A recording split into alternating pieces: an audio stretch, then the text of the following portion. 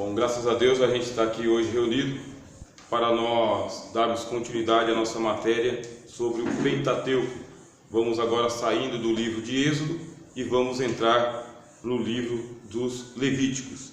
Para isso estou utilizando esse livro aqui, tá bem? Esse livro que eu já recomendei para vocês nesse curso, A História de Israel no Antigo Testamento, do Samuel Schultz, tá bem?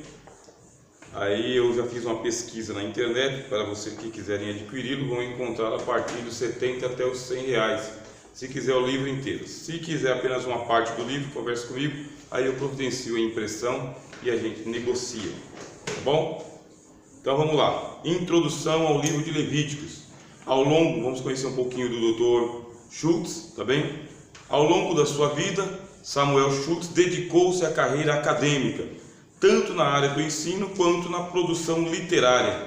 Foi professor de Antigo Testamento no Wilton College de 1949 a 1980. Escreveu várias obras, entre elas A Linguagem dos Profetas, A Lei do Amor, A Essência de Israel, ou A Essência da Religião de Israel, Deuteronômio, O Evangelho do Amor, O Evangelho de Moisés, o livro de Levíticos, além de diversos artigos. Então, após muitos anos de ensino, Samuel Schultz aposentou-se como professor emérito de Bíblia e Teologia no Wheaton College e faleceu em junho de 2005. Então, esse aqui é o doutor que escreveu o livro que nós estaremos utilizando hoje para podermos falar sobre o livro de Levíticos. E a gente vai começar aqui um pouco com a caminhada do povo de Israel. Tá bom? Então você vê que eles saem aqui do Egito, Ramsés, Tanis, Pi-Hahirote, Etá, Migdol, atravessam o Mar Vermelho, descem costeando o Mar Vermelho, chegam em Mara, onde houve aquela contenda por causa das águas amargas, Elim, vem até o Refidim, Sinai seria o Horebe. Aí nós temos duas hipóteses para o Horebe. Ou ele seria aqui embaixo, nesta península do Sinai, no delta do Sinai, ou ele seria aqui na Arábia. De acordo com o apóstolo Paulo, fica na Arábia. De acordo com os estudiosos da atualidade, fica aqui embaixo no delta do Sinai, o Horebe. Você vai ter a alternativa entre a Arábia ou aqui embaixo o Horebe. A não ser que você entenda que toda essa região aqui é chamada de Arábia pelo apóstolo Paulo. Tá bom? Bom, eles continuam a caminhada deles. Carizim, Cades Barneia, Ezior-Geber, e eles têm um problema aqui com o pessoal de Moabe, vocês lembram? Eles têm que passar por meio das terras de Moabe, tem uma contenda lá, e o Senhor Moisés tem que levantar as mãos para que assim ele obtenha vitória sobre os moabitas. Então aqui é o trajeto do Senhor Moisés. Todo esse trajeto aqui, entre o momento em que eles saem do Egito e até que eles recebem a lei, passam-se 3 meses. Só que aí o Senhor Moisés sobe e desce, demora aproximadamente uns 2 meses. O pessoal prevarica, faz lá o bezerro de ouro que a gente não estudou, mas depois vocês estudem lá Êxodo capítulo 32, o pessoal prevarica, faz um bezerro de ouro, aí Moisés quebra as tábuas da lei e precisa fazer mais 2 tábuas e subir ao Monte Sinai. Sobe, passa mais 40 dias e 40 noites, durante o período em que ele está lá, quer dizer, nesses 80 dias, isso aí dá para você fazer um calendário aí arredondado de 3 meses, nesse período todo ele tem visões. Essas visões não são da cabeça dele. Moisés está tendo uma experiência espiritual, profética. As visões estão acontecendo aos seus olhos. Deus leva ele para que ele conheça um tabernáculo que existe nos céus. E o tabernáculo tem medidas, tem comprimentos, tem uns materiais exatos que devem ser utilizados. E semana passada, em questão de meia hora, a gente passou rapidamente aí pelo tabernáculo, a aula ficou gravada e está disponibilizada para vocês lá no canal Conhecimento de Fronteira da internet. Esses 90 dias, ou esses 3 meses, Deus deu revelações para ele, não somente sobre o tabernáculo, mas o serviço que iria acontecer dentro do tabernáculo também, e quem iria fazer e como deveria ser este serviço. Depois do que fez o Moisés, com essas revelações todas, Moisés desce com as 2 tábuas da lei, que é o início da história. E depois você vai ter um desdobramento dos 10 mandamentos. Tudo que o Moisés vai dizer depois, escrever depois, receber como revelação depois, são desdobramentos do decálogo. Então o decálogo, ele é a matriz. Tudo que vai ser dito é peneirado pelo decálogo. A palavra decálogo também são 10 palavras. Deca, 10, logos, tá? Decálogos, 10 palavras. Tá? Vou aproveitar aqui a caneta do professor Abraão, né? E escrever aqui, ó. Decálogos. Os 10 logos, as 10 palavras. Por isso é chamado de decálogo, 10 palavras. Agora, dá para o Moisés escrever tudo em um livro só? Não. Por isso está dividido em 5 livros: Gênesis, Êxodo, Levíticos, Números e Deuteronômio. Foi escrito nessa ordem? Não foi escrito nessa ordem, como fazia o senhor Moisés. Moisés ia escrevendo, tá? Moisés foi escrevendo. Isso aí depois vai ser ajuntado, depois vai ser compilado. Mas Moisés foi escrevendo. À medida que o povo foi andando pelo deserto, porque ele vai ter que ficar peregrinando por aqui, ó. Por causa de toda a presepada que aconteceu lá do povo de Israel ficar murmurando contra a maneira de Deus trabalhar, Moisés acabou também pecando contra Deus. A gente viu aqui que ele bateu na rocha, não era para ele bater, era para ele falar a rocha, e aí acabou recebendo a mesma sentença que o povo de Israel. Qual que é a sentença? A sentença de perambular pelo deserto por 40 anos. A partir daí, o que você vai perceber? Que uma geração bíblica, uma geração, ela é contabilizada do 0 ao 40. Isso aqui é uma geração.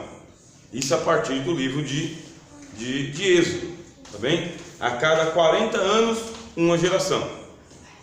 Aí você sempre vai ter esse número meio mágico, místico, misterioso voltando, sabe? 40 dias do dilúvio, 40 noites, sabe? Choveu, Deus purificou o mundo em 40 dias e 40 noites. Moisés sobe o monte Sinai, 40 dias e 40 noites. O povo de Israel anda pelo deserto por 40 anos. Jesus é tentado por 40 dias e 40 noites. O número 40, ele é um número que ele tem uma mística dentro da Bíblia. Se você fizer um estudo acurado sobre isso aí, você vai chegar a boas conclusões, tá bem? Que não é o caso que a gente vai fazer aqui hoje. Mas 40 anos andando nesse lugar aqui, tá bem? Ó, deserto de Parã, deserto de Sim, onde que o povo, ó, deserto de Zim, deserto de Sur, tá vendo? É nesse lugar aqui que eles ficam perambulando, monta o tabernáculo, desmonta o tabernáculo, monta o tabernáculo, desmonta o tabernáculo. A nuvem é que dizia quando é que eles tinham que partir. A nuvem se levantava, desmonta o tabernáculo. A nuvem parava, monta o tabernáculo. Se é de noite, aí vem a coluna de fogo. Coluna de fogo se movimentou, mesmo sendo de madrugada, desmonta o tabernáculo e levanta e anda. Quer dizer que tem um anjo do Senhor que está caminhando com esse povo no deserto, e é o anjo que determina a marcha. Por que 40 anos? Porque é uma geração. De acordo com a palavra de Deus, Deus vai contar até o último homem que tem 40 anos e que saiu do Egito. Só seriam poupados os homens que tivessem menos de 20 anos. 21 anos para cima, morreria no deserto. 22 anos para cima, morreria no deserto. 20 anos para baixo, não morreria no deserto. Entraria na terra prometida. Só 2 homens tinham mais que 20 anos, e só esses 2 homens entraram na terra prometida, que é o Josué e o Caleb. Todos morreram, inclusive o próprio Moisés. Morreram sem entrar na terra prometida. Que é a terra prometida? Eles tinham que depois atravessar o Jordão, tá bem? Entrar em Jericó, que é tema das próximas aulas nossas. Bom, o que nós temos aqui? Tá bom? Nós temos aqui, ó, a experiência de Israel e a revelação de Deus naquele acampamento estão registradas em Êxodo 19 até Levítico 27. As seguintes subdivisões podem servir como um guia para as ulteriores considerações. A aliança de Deus com Israel, o lugar para adoração e instruções para um viver santo.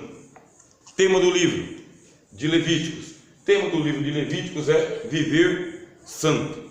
Por isso que a Bíblia de Jerusalém vai dizer que chama-se Código de Santidade. Tá bem? O que é o livro do Levítico? É para um homem, uma tribo, uma nação, o mundo inteiro tomar consciência de que o fato de Deus estar andando no meio dos homens exige-se a santificação dos homens. Os homens não nascem puros, os homens precisam passar por purificação. É a denúncia do pecado. Livro de Levíticos faz a denúncia do pecado na minúcia, não deixa passar nada. O livro de Levíticos ele é exagerado em questão de se tratar com o pecado. Vai se criar aqui a consciência do pecado que o apóstolo Paulo fala.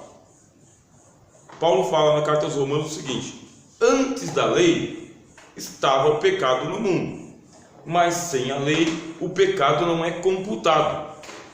Deus não computou, não contou os pecados até a lei. Teologia do apóstolo Paulo.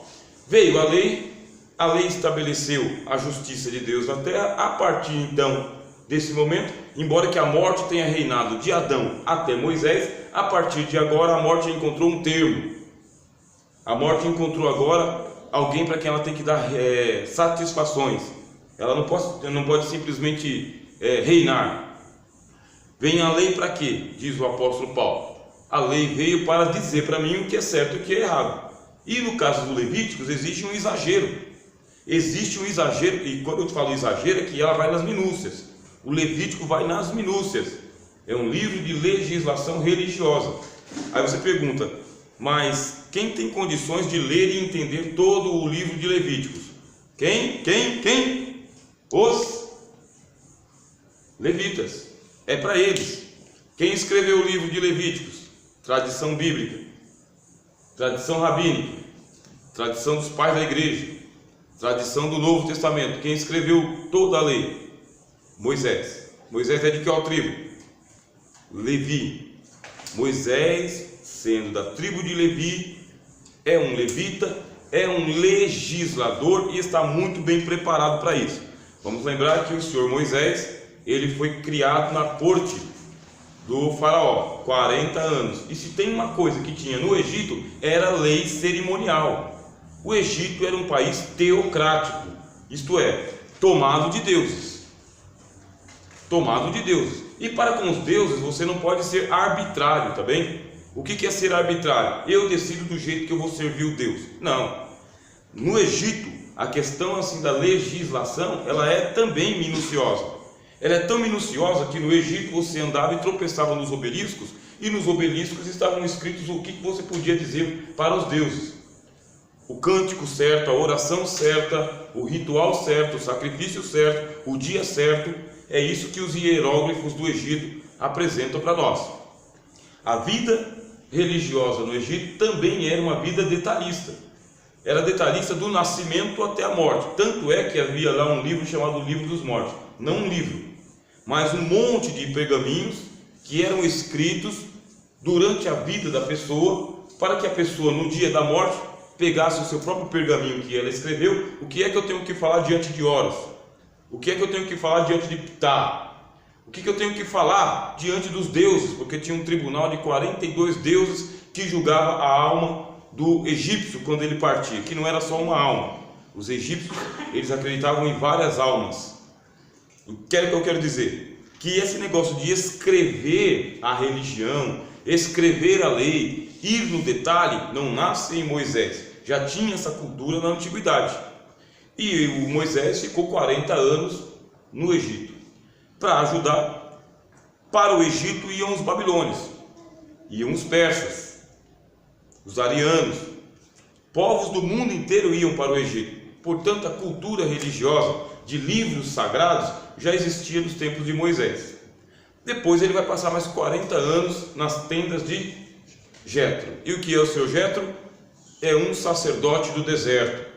Um sacerdote do deserto lá em Midian. Midian ficava mais ou menos por aqui, tá? Midian aqui é a Arábia, por isso que a gente defende junto com o apóstolo Paulo que o Monte Sinai é por aqui, já que o seu Moisés ele teve uma visão por aqui, o Monte de Horebe deve ser por aqui.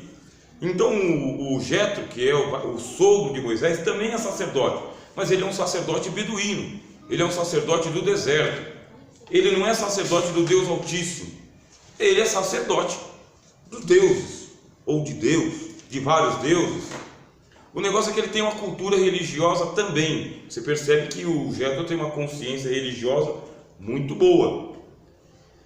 Moisés está muito bem treinado no Egito, nas tendas de Jetro, vai para o Egito, liberta o povo de Israel, sobe o Monte Sinai, começa a receber a legislação de Deus, e o que se descobre? Que Deus também legisla, mas a legislação de Deus não é idêntica à legislação dos povos. Só que o Moisés ele tem uma cabeça treinada para o legislativo, para o judiciário, para o cerimonial, para o ritualismo.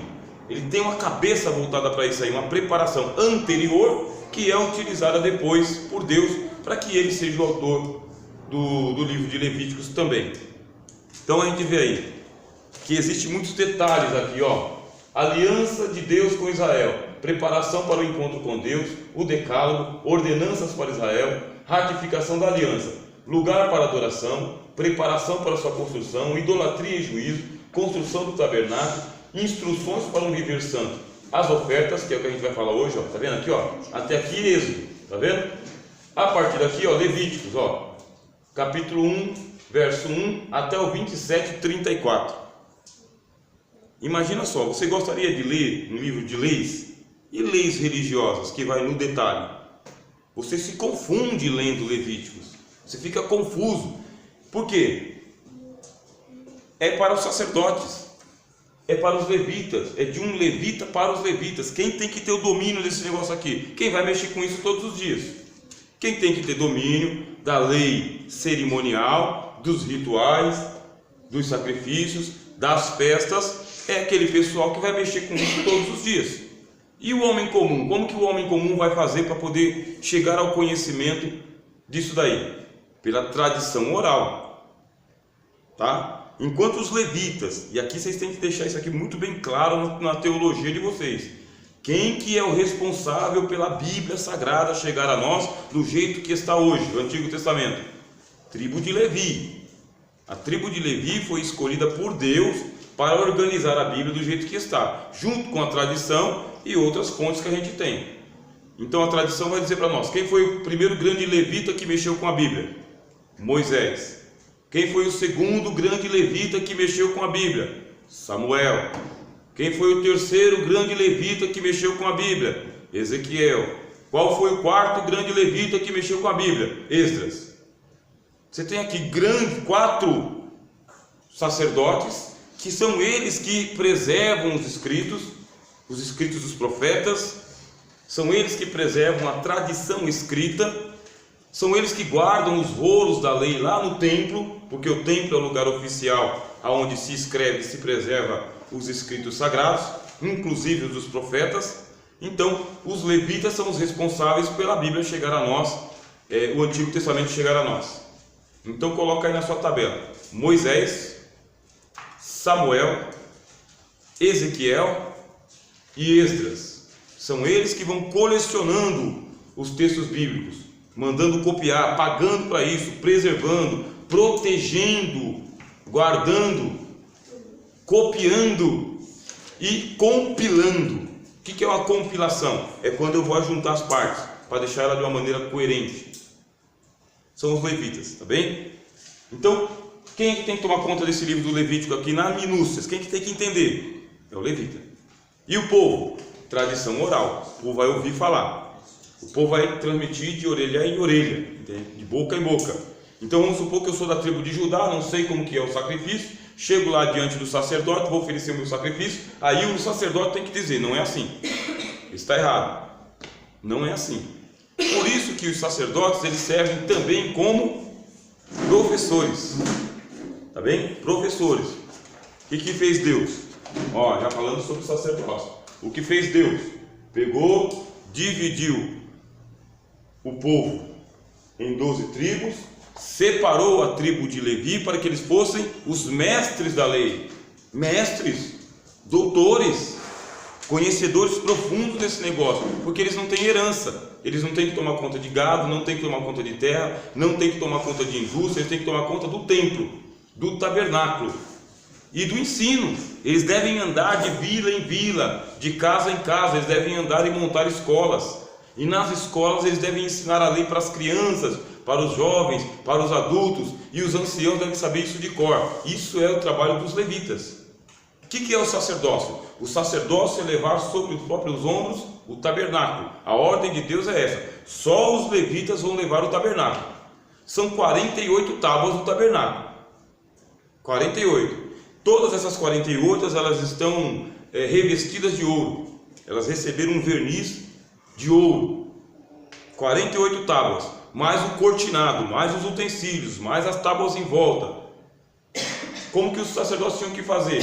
Cada utensílio, ele tinha os seus 4 lados aqui, em cada lado, as argolas. Pela argola, o que acontecia na argola? Passava-se uma vara, também revestida de ouro. O sacerdote pegava diretamente no utensílio? Não, pegava na vara. Podia um sacerdote não consagrado pegar naquele utensílio? Também não. Eles trabalhavam por turnos, por escalas, e cada família tomava conta de uma parte do tabernáculo, para não ficar pesado para todo mundo. Trabalha por escala, trabalha por escala, trabalha por turno e trabalha por área de serviço. Vê só se Deus não é inteligente, muito inteligente, ordeiro, organizado. Deus não sobrecarrega ninguém com carga além do que você pode suportar. Isso é Bíblia, Antigo e Novo Testamento. A gente viu na aula passada que o Novo Testamento está no Antigo. A diferença é que no Novo nós temos revelação e no Antigo nós temos velação. Está velado, tá bem? Então você vê aqui, ó, o sacerdote não pode pegar diretamente no utensílio, tem que pegar pela vara e tem que estar consagrado e ainda tem que estar no turno dele. No turno dele. E tem um chefão que vai mandar. Quem é o chefão?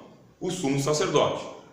Então esse sumo sacerdote aqui, ele vive dentro do santuário. Ele não trabalha por turno, porque o turno é a vida. O sumo sacerdote ocupa uma função vitalícia. E quem é o sumo sacerdote? O sumo sacerdote é o primogênito do sumo sacerdote. Esse é o sumo sacerdote. É uma função hereditária. Hereditária. Morreu Arão, quem tem que assumir? Os filhos de Arão. Esse tem que assumir. Depois vai ter uma confusão lá na frente, aí a gente vai estudar em outras partes. Nessa confusão vai se mudar a maneira que eles trabalharem, mas tem que ser dentro da família. Se o sumo sacerdote não tiver um filho homem, tiver uma filha, nesse caso aí, o genro vai assumir o lugar do filho, porque é tomado como filho também. Bom, por isso vai ser o sumo sacerdote. Mas aí a gente vai ver essa complicação mais lá para frente. A princípio é isso. Quem é o sumo sacerdote? É o supremo. Sumo é aquele que está acima. Sumo, supremo sacerdote. Ele é o sacerdote dos sacerdotes. Os outros sacerdotes, eles levam uma vida comum, cuidando da lei, cuidando dos utensílios. Eles servem de acordo com a sua turma. Você lembra, por exemplo, do Jeremias. Você sabe que Jeremias ele era levita também. Vivia com os levitas em Anatote. Anatote era um lugar onde os sacerdotes eram pobres, porque tem sacerdote que eles engordaram a barriga. Como assim? Não é isso. Quer dizer que eles viviam das custas do templo. Era elite, aristocracia sacerdotal. Mas existiam aqueles sacerdotes que eles eram do povo, gente comum. Tinha sua propriedade, mas não era uma propriedade assim extensiva ou ostensiva, tá bem? Porque o sacerdócio não era para enriquecer os sacerdotes. O sacerdócio era para trabalhar a espiritualidade do povo de Israel, com as leis, com os mandamentos, com os rituais, com as festas, porque a gente vai ver aqui que tinha muita festa, mas muita festa mesmo. E por que Deus estabeleceu as festas? Sinais proféticos. O sacerdote é um sinal profético, os utensílios do tabernáculo é um sinal profético, Cada ritual é um sinal profético, tudo é uma profecia. A respeito de quem? Cristo, tá? Toda lei aponta para Cristo. Qual que é o espírito de finesse que o teólogo, o estudante de teologia precisa ter? Quem fala de espírito de finesse foi um pensador cristão chamado Pascal. Pascal, ele disse o seguinte: o que é o espírito de finesse? É a capacidade que você tem de penetrar pelas fissuras. Isso é espírito de finesse. É você ter uma inteligência e descobrir as brechas e entrar por essa brecha. Só que você tem que ter espírito de fineza, refinamento teológico. Então vocês estão aqui, ensino básico, ensino médio em teologia, estão adestrando as suas mentes. Por quê? Vocês vão pegar aquilo que está escrito na lei de uma maneira metafórica, de uma maneira parabólica, figurada, e vocês vão chegar no ponto de entender como o autor aos Hebreus faz. O autor aos Hebreus fala: a Bíblia é difícil de entender, filho. Tem ponto difícil aí que você não vai entender nunca. E se você ficar no rudimento, você nunca vai conseguir compreender a perfeição da doutrina de Cristo. Você tem que olhar para a figura do sumo sacerdote e ver Cristo nela.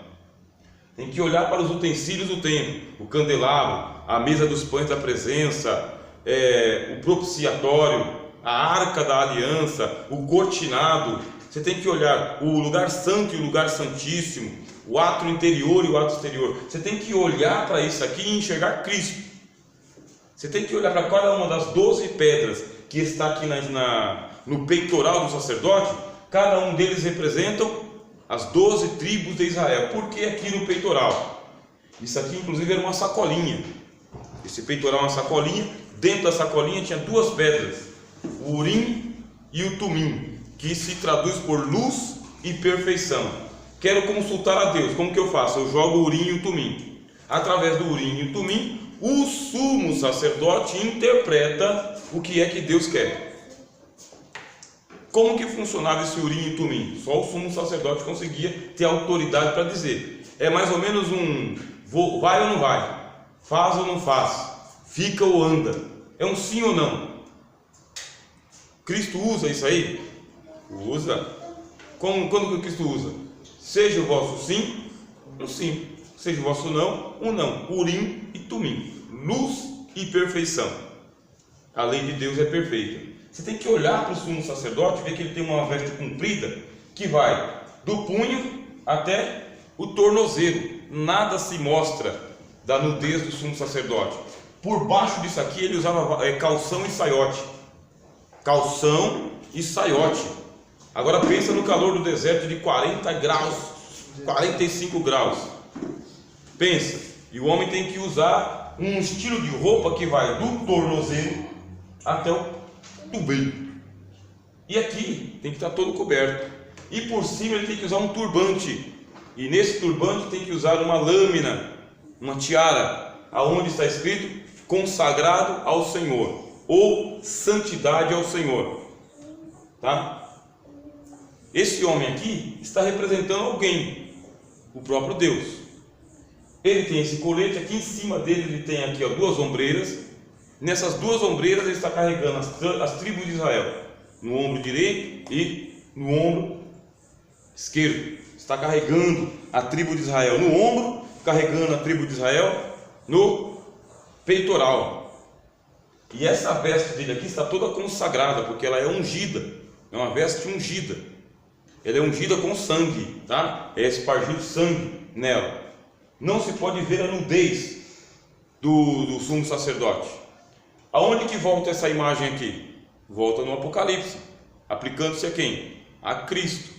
Primeiro capítulo do Apocalipse, essa é a imagem que Jesus aparece, vestindo um vestido comprido, tá? Comprido.